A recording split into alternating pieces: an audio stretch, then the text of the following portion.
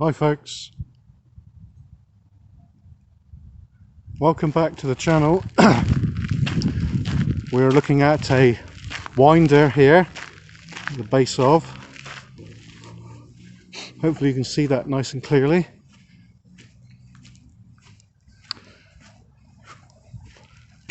So these were put here a few years ago to demonstrate what used to be here. These foundations were actually made for this engine. The rest of it, I don't know where it is, but you can see there that where the grooves of where the wire was. Actually, the wire is still there. Look, can you see that, folks? The actual wire is still on there, which is amazing. So that wire there would hold a cage or a gig with a lot of weight, folks. A lot of weight. So this is looking inside of the winding drums, as we can see. Amazing, isn't it? And it does go up quite a way as well, look. And hopefully I'm recording this. Am I recording? Yeah, we're a minute in. Ideal. Bargain. Right, so we'll just pan around. There's the other side of the frames of the engine. These are the foundations of the engine, and this is the steam inlet pipe here, by the looks of it.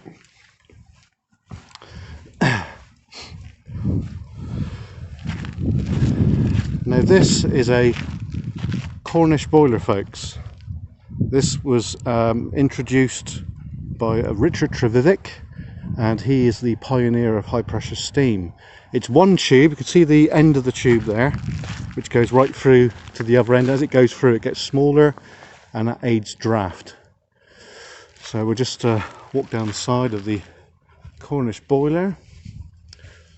Here's looking up at the side of the winding drum. This red thing you see here, that was a depth indicator, which told them where the gig of the cage was in the shaft at any one time. So looking out to the other side of the boiler, we'll get there in a minute, folks.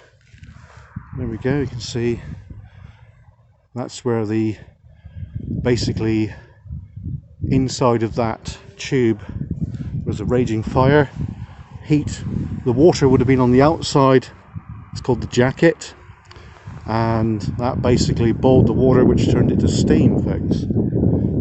Development of the Cornish boiler is a Lancashire boiler. Another view of the winding drum, as we can see. Whoops, pressed the button accidentally then. What am I doing? Don't know. So the other side. Whoops. What's going on here? There we go. Other side of the winding drum, folks. Weird. Well, obviously whoever done that don't understand nothing about bloody mining, do they? Obvious to me. So the shaft was right there. There's a Cornish engine house, as we can see. The shaft was right there. The head frame would have been just here. Now when I was here at college, because this is in Camborne, folks, dare I say it, this shaft was actually open, and we used to climb into that little pit right there. There's a little tiny tunnel here, and we used to climb in this. Us three lads, me, Chris and David. I don't know if we can see in there now. Can you see past? Yeah, we climbed right up in there, and it went in for quite a way.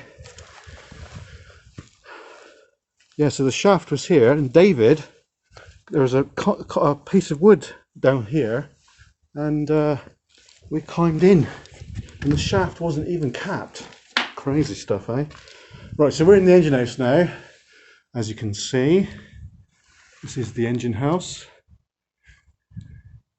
This is a pumping engine house, and we're in a place called the cataracts. Now the cataracts is where all the weights and the rods would have came to an end, and they would have gone clunk, clonk, clonk. And there would have been actual weights in here, folks, which would have kept the engine working properly. Now we'll just go over here, minding all the glass and all the shite. Now up there, that is the original entrance from the boiler house. And that would have been called the driving floor. Now we'll go up there, folks. We'll go up there and have a look. Are you ready? Come on. So come on, let's go. I nicked that from one of my people that I'm subscribed to, Jeff Williams. Right, so this is where the boiler house would have been, right here, as we can see. And I've forgotten the name of this engine house, so I will tell you. This is Dolcofe Mine, folks. This is Harriet's shaft pumping engine house. And it's a 60-inch cylinder, which is quite big. And it was made in, is that 1821? 1921, this was put here. It's quite a late one. Might have misread that. That might be 1821.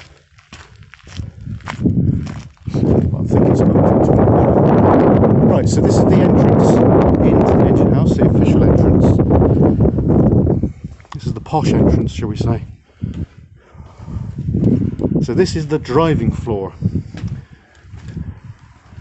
This is the driving floor, and this is where, this here, is the anchoring granite coins that would have held the boiler in place, or the cylinder in place.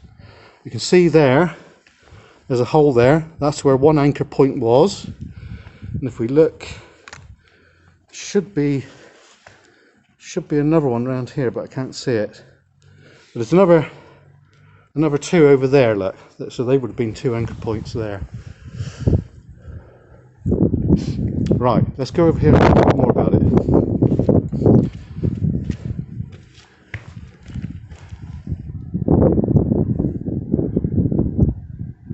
Now the strongest wall in the engine house is this wall here, folks. This wall here is called the bob wall, and it's over-engineered to take the weight of the bob, which is the great beam. The reason why it's called a bob, because it bobbed up and down, basically. It bobbed in quickwards and then went out slowly. In quick, out slowly. That's how a Cornish engine house would have worked. This is this entrance, this doorway here, or window here, is called the middle chamber, and that's where you would have oiled up the top of the cylinder and things like that. Now up above, that is called the top chamber, folks, and that is where you would have greased the bearings of the bob and so on and so forth, which is quite interesting, isn't it, really?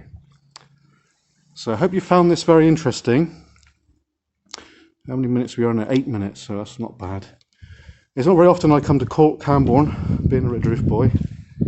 But, so here originally, there would have been a door in the middle with two panes of glass windows in the middle.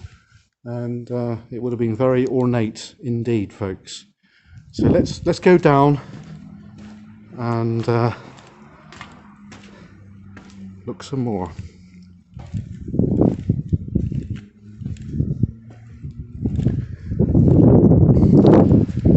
About the wind, if you can hear it.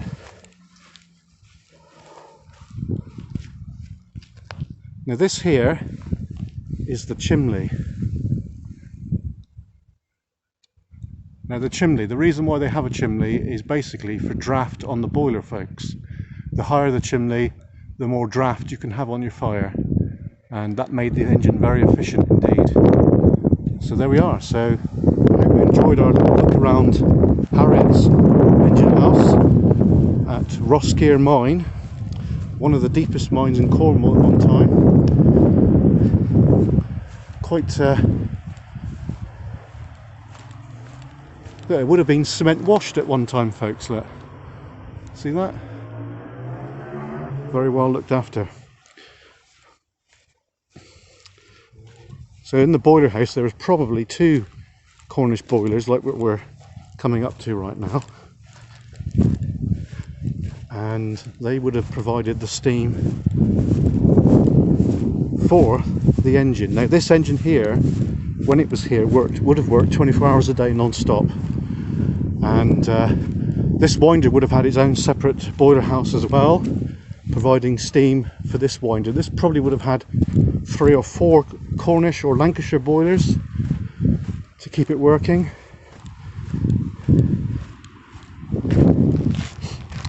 So there we are, folks. I hope you enjoyed our little look around Dolcove Mine. If you've enjoyed it, don't forget to like and subscribe. We'll see you later on another explore or drone flight. Cheers, folks.